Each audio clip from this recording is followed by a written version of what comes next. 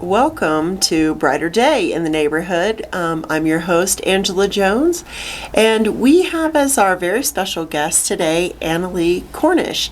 Annelie is the founder and owner of Set Apart Cleaning, and she has a really interesting story about how she got into her helping profession. Welcome, Annelie. I do. Thank you for having me. Absolutely.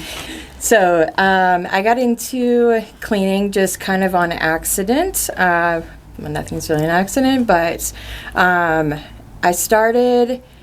was a server in the restaurant industry for 16 years. I always say I did my time. I think everyone should have to work in a restaurant at some point in their life to just get the feel for what it's like to serve others. And I really enjoyed that. However, that did not serve me in that industry, working in that industry, because I found out later in life that I had quite a problem with alcohol. And so that industry was not serving me very well. And I struggled a lot while working there, but I've been sober for 8 years now. Fantastic. And it's been a slow process of having to give that up because I really enjoyed it. I think my favorite part about serving in restaurants was just anticipating the guest's need, and meeting it before they even could ask. So were you waiting tables here in Colorado Springs? I have done that here in Colorado Springs. A lot of it happened in Atlanta when I lived there, and then before that in Orlando, Florida. Right. So you're a Florida native or a Georgia native? Well, Florida. I was born in Virginia, but I moved to Orlando when I was 5 and grew up there for 15 years. So I honestly think Colorado is home. That's what I say. I mean, it just feels like home. My whole family's here now, so I love it here. And there's a lot of people that live in our community that have taken a similar route. Mm-hmm. They were born somewhere, moved somewhere when they were little, and transplanted somewhere else in adulthood and found themselves, making Colorado Springs their home. So that's really cool. So where did you work here in the Springs? Most recently at restaurants, you mean? Yeah. Fujiyama I worked there. Yeah, sushi. So good. It's my jam. Absolutely. But before, it was mostly in Atlanta that I worked in the restaurant industry. So Sage Wood Fire Tavern, a lot of fine dining. Really cool. Yeah. So you learned how to kind of put those special touches into your services. A lot of, that was an experience at Sage. I had a really harsh boss, I guess you could say, but I did learn a lot and have implemented that in my work today. So it's really cool. Well, when you say harsh, you mean like the standards were exacting? Yeah, very high standards, very, I called him a lot of things I don't think I should repeat on air, but very, very strict standards, high standards, and I actually appreciate that now because I can see why it matters, just in serving other people and in the work I do now. Yeah, and running your own very business. detail-oriented, Yeah. All right. And so you said there came a point in time when you realized that you had a substance abuse issue. Yes. So what happened there? It was over the course of like 15 years where it was really bad. Drugs and alcohol, it kind of goes with the, the whole serving industry is very common. Yes, it can. Not everybody, obviously. But for me, it was a personal, it was a kind of a secret struggle, and then it got worse, and I realized I had to change things in my life because I would always go back to my, that's what I knew how to do, and I knew I was good at it. Mm-hmm. So getting outside of that was kind of scary to me at the time. Right. But when I got sober, I realized that was the one thing I was going to have to make a sacrifice. Pay cut. It wasn't as easy, serving is cash in your pocket every night, that was nice, but at the same time, it was not working for me. So I started working at Whole Foods, just right after I got sober in January of 2013. I got a job at Whole Foods and loved it there. For the first 8 months, I was a cashier, and that was like dying a slow, painful death for someone like me. I need the variation and the of just different things to do. So standing in one spot, having the same conversation over and over was interesting, but I ended up being the I got moved departments and got into marketing there and became their store artist. So I got to do all the fun chalkboards and and that's kind of been a passion of mine since childhood. I just have always doodled and drawn, and I love doing hand lettering, and so I got into that, and I thought, yeah, I'm going to make a business out of this. So I started doing hand signage, on the side menus for people, and branched out a little bit from there. Then moved back to Colorado, and I was working at Whole Foods here. Had been transferred and was really enjoying that, but the position that I had in Atlanta wasn't available here, so I ended up transitioning out of that and took a year off, actually, just to kind of just get to know myself and who I was, because I was trying to figure all that out, being newly sober, and that led me to, it was just actually, my ex-husband is a chiropractor here in town and had a patient who had an Airbnb, and he suggested me, and so this guy called me, and I started cleaning his Airbnb regularly and found that I really enjoyed it. I just there's so much satisfaction in just being able to come in and reset everything perfectly, and I get to work for myself, not working for anyone. So that appealed to me, and I got to make my own schedule, and I started doing it for him, and then it's just been one after the other. All of my clients have come from just word of mouth. Right. So when you get to, that's much more physical, than standing, say, in the same place, right? Well, that's different all the time. That's good for me because I don't like going to the gym. So oh, you don't? No, I don't. You wouldn't know it from looking at you. I say that's how I stay in shape. I make beds with lots of energy. I just do what I do with lots of energy, and so that's worked out well for me. That's great. And so, when you started, and I know when you started your business, you said you're like kind of doing this, and it's been one-on-one, and it's been growing. Yeah, it was just here and there. I was doing the Airbnbs for that one guy consistently for a summer, and then I picked up some residential cleaning jobs and learned real quick that I really don't like cleaning around other people's things. Right. But I'll do it. I do it for friends that I know that will, I have their house key. I just go and do it at their convenience. They'll give me a time frame, and I get it done when I can, and I really enjoy being able to do that for a couple people. But my niche is the Airbnb turnover service that I found I really enjoy, and there's so many other things that go along with that I do hot tub maintenance, I do lawn care, I do window washing, whatever you name it. I say I can do all things through Christ and YouTube. That's kind of my motto. That's really funny. Yeah. So I understand that you have as your business has grown, you've started to connect this with sober care. Yes. As well. Yeah. So I have a friend working with me right now that's actually living in sober living, and I got this idea just very recently, actually, just that I could, it's hard to find help from people who really want to work and enjoy doing what I do, because I genuinely enjoy the cleaning part of it, and it is, it's intense at some times because we have same day bookings. Got to get a lot done in a short amount of time, be efficient, and still meet that standard, but also in a very short time frame, especially multiple properties on the same day, which is the summertime is always like that. A challenge, right? Yeah, and but I found I've had some people that have come and helped and just blessed me incredibly by just wanting to be there, and it's also this accountability thing, because you can get sober, but there's way more to it, that you have to surround yourself with community and be accountable.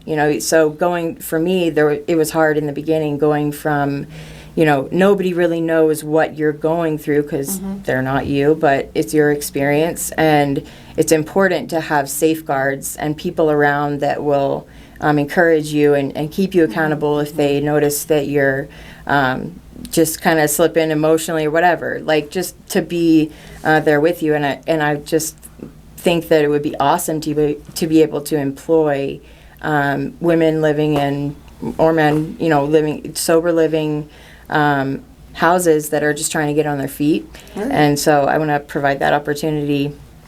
So I wanted to ask a little bit more. I mean, because you were talking about the recovery, and then it was hard to be in doing what you were doing before, and then you've kind of tied that to wanting to support people who are in, sober living now, and kind of setting up this new life and being around them, supporting them.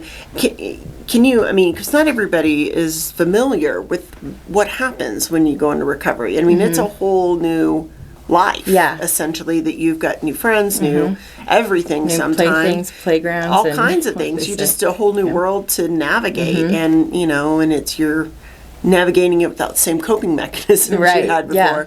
So if you don't mind, like how did that work for you, and what ways do you see that, maybe you're specially equipped to come alongside folks, especially as an employer, and support them? I think, so where all of this stems from, I believe the key to success in business is through relationship. And so building relationships with my clients, my employees, is super important. And I do that first. I make sure that there's an established, trust between us before I would feel comfortable, because sometimes I have to send my people to other properties and be somewhere else. And so building that relationship and that trust with them, I think it's awesome to be able to just say, hey, I'm trusting you, even though, you haven't necessarily had the best track record. I've been there too. So, just being intentional about relationship and connecting is key to recovery, and having people that you can be yourself with. And so that, I think just building the relationship. Did you have some people like that in your life that helped you? Yes. Do you want to talk a little bit about them, or at least the interactions you had with them? Yeah. So when I first got sober, I was living with family friends, and it wasn't, I didn't know it was going to happen when it happened. God just came in and he scooped me up and delivered me from the, obsession to drink and use drugs and all that stuff. He took it away from me completely. And it's nothing short of a miracle that I'm even here today. I did not do it on my own. I tried to white knuckle it through so many recovery programs and rehabs and do it on my own. But the part that I was missing was the intentional connecting with others and staying in relationship with them, because I think that is what, for me, the people I was living with, they demonstrated Jesus's love for us. I always say, I don't know if they're even human. The way that they loved me was so just straightforward. They never stopped, no matter what I did. And I did some pretty horrendous things that, you wouldn't do to a friend. But when you're in that place, that element of it, I think, is lost just with drugs and alcohol. You're not in your right mind, and sadly, people do things they wouldn't usually do. But the people I was living with just kept loving me, and they never told me what to do. And so I'm careful not to do that with people. You call it shooting on. Don't shoot on people. Don't shoot on yourself. Don't say. And so just being. Non-judge, I can't judge, because I've been there, and it's a beautiful thing, because I never would want to, but it's easy to slip into, I think, for people on the outside looking in. So having somebody with my experience, I know exactly what that's like, being, seemingly alone in the world. You feel like an infant. You got to relearn how to do life and who you are, without that, alcohol to, you think you're one way, and then you get sober and you're like, oh, maybe, and I didn't know if I was going to be a boring, dull kind of person. I think that's, and that's so not the case. Yeah, definitely. I don't need any enhancers. But just being there. Did that answer your question? Yeah, absolutely. I mean, I think the one thing, that I wonder about is that boundaries piece. Because I know, boundaries is like what you're saying. It's like, hey, you had these friends who loved you, but what does that look like? Because, I know that, you can't be boundaryless with anybody, but especially someone who's, walking through addiction, active addiction especially, but also recovery. And so, how did that work? I mean, where did you, where did you see those appropriate lines being drawn? And, I think that would be particularly important in the context of like employing people. 'Cause, Absolutely. I mean, I know that, I would want to know, especially if you're, wanting to bring folks who are in recovery into my spaces Right. or what have you, is it going to be safe? Or is my property going to be safe? Right. Or is something crazy going to happen, with this addict, Right. in here? So. And that's something that ultimately is up to God, and I use discernment, and boundaries are absolutely 100% important in doing in business and in life. And it's been a process of my 8 years in sobriety has been, I think God has taken me on the slow track for myself, because I'm that kind of person. I had to touch the stove and learn it's hot, okay? Even though you did it and I saw other people doing it, I'm a very experiential learner. So I had to go through all of this stuff and learn, kind of what wasn't working and what was working, what's part of my old behaviors, old habits, and not having boundaries was one of them. And it kept me from a lot of I don't know, stability, I guess, but I am stable now, because it's just been that I just needed that time in order to be where I'm at today, to learn how each of those things has to come up and out, and God reveals those to us as things happen with people. But trusting, I would not, I think, be comfortable hiring somebody right off the bat if they were unstable in any way. It's the people that you see the light has come on, they are done, done, enough is enough. And you can see that in a person, especially if, like myself, having the experience and having been there before, there's things you can detect in a person and know whether or not they're serious or just playing you, because that's another element of it, the manipulation and everything. So, but I just trust God to show me that, to be able to discern these things, honestly. And He has given me this company. It was handed to me. Some of my clients were handed to me by a church friend who was doing this. And she gave me a couple clients, and they have ended up being amazing. That's when I actually established my company, was 2 years ago in April. And so from there, I mean, things have just been growing, and right now it's only me. I'm my only permanent employee, but I am looking to hire, and I don't know, all the ins and outs of what that will look like, but I will.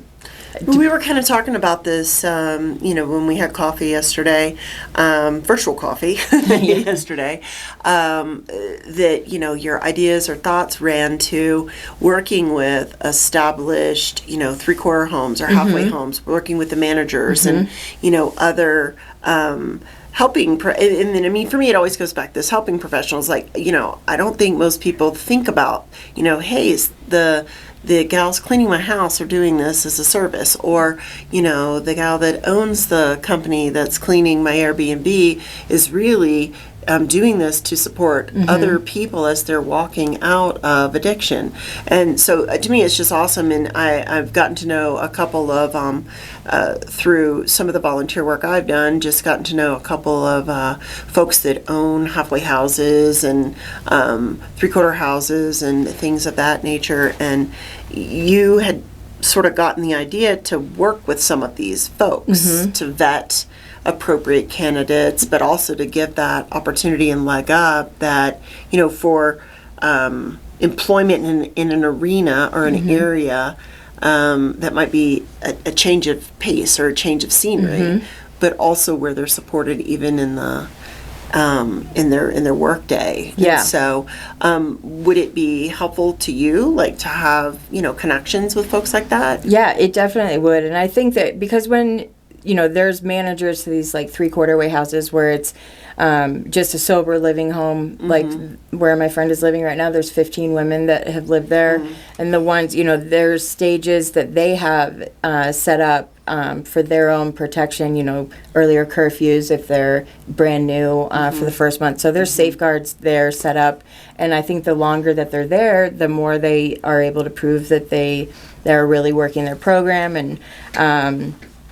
and so that would be awesome to be able to be in touch with them and see, because they would be able to determine who's ready for work and who is showing, the behavior that I would be looking for, and the desire to do that. So I would love that, those connections. Right. For sure. So you had mentioned a church friend that had gotten you connected. So you are part of a local church plant? I am. Isn't that right? Yes. Okay. The Jesus Church of Colorado Springs. All right. We meet at 502 North Walnut Street every Sunday night at 6 p.m. So come. We started in a house, and it's just been this ever-growing, we're family, like legitimate family. Everybody knows everybody, and it's been growing. We're actually doing a conference this weekend, and my husband is he's the executive pastor there. He was just ordained, and he comes from the same, he was addicted to heroin for 10 years. His arm was paralyzed. God healed it, and he is just, I don't know, he's awesome. Yeah, he is. Actually, I remember, attending your wedding to Ian, and so I know you mentioned your ex-husband had gotten you sort of connected with the Airbnb, but you've since remarried. Yes, and that's a fun connection too. So my ex-husband's a chiropractor, and he recently gave his life to Jesus, and we now are all together. We get to do life. We have a 12-year-old daughter that's between both houses, but we live within a mile of each other, and so we're all close family now, and it's been really awesome. So yeah, there's all these little connections between, like, within our church family and the business that people do, and we just all help each other. It's awesome.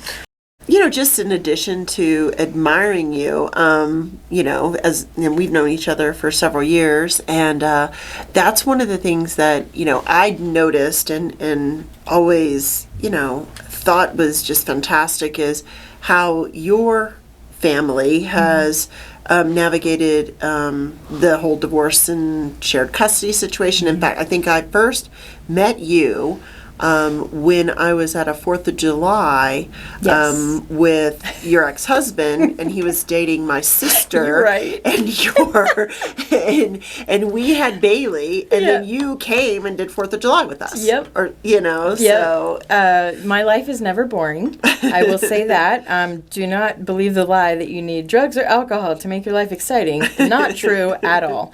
There's never a dull moment at our house. So I was married to Blake, my ex-husband, for 5 years, and it was during the heaviest time. I was struggling.